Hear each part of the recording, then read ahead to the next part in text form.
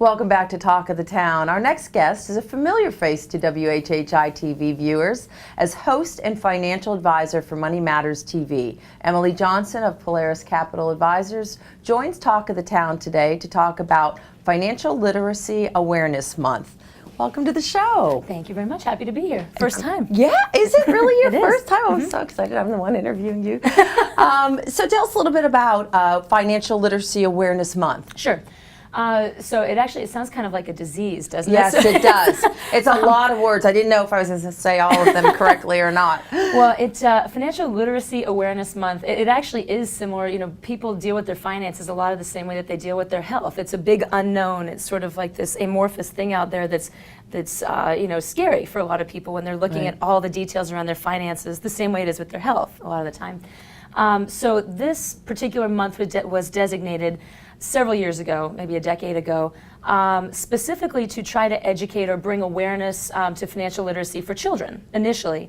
And I think that there's sort of broad agreement that most schools and most children really don't get the financial preparedness that they need throughout grade school, you know, at whatever step it is sort of along the way.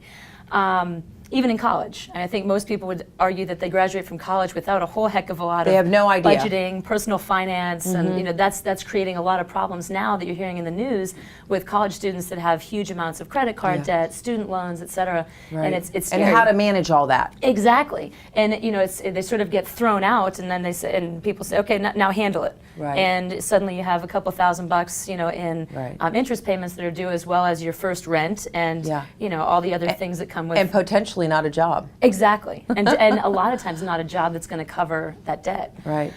So anyway, it was started for that purpose, but expanded over the last decade or so to include just financial literacy awareness for everyone. And there's a lot of government agencies that have some programs that are available on the internet. There's some credit counseling agencies that have jumped into this.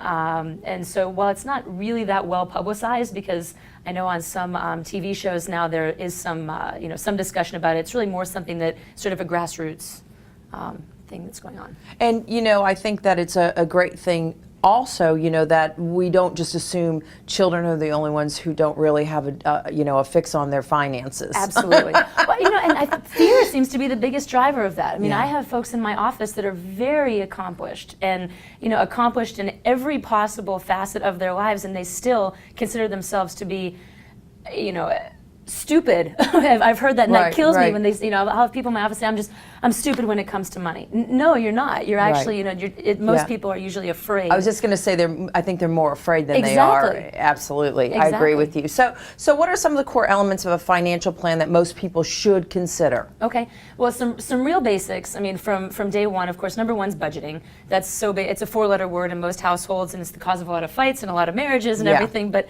it's absolutely the core. So that's number one. And there are a lot of resources for that on the internet. Absolutely do not pay anything for that. There's so many resources that are available, and with those resources you can customize them to your particular household needs and everything. Number two is pay yourself first, and that's not just for the self-employed that are out there. It's when you look at your income and you're looking at what your expenses are for the month, make sure that you put a line item in there, you know, for Emily, you know, or you know, for your family, so that you absolutely are saving every single month and paying yourself. No matter what amount that is, and starting small is just fine. You know, $50 a month. It adds up. It does.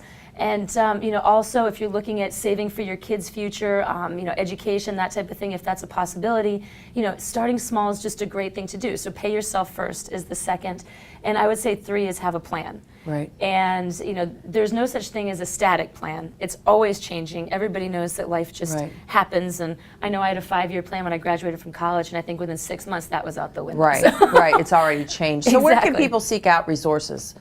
Well, definitely on the internet through the SEC has a lot of wonderful sites. There's a lot of government agencies and credit counseling agencies that have sites with great budgeting information. We have plenty at our office, so if anybody wants to give us a call, we can shoot over whatever it is that they might be looking for. There's lots of it out there, and it can be really confusing. Yeah, all good information too. Emily, thank you so much for joining us today. My pleasure to be here. Thank you. And we will be right back with Talk of the Town.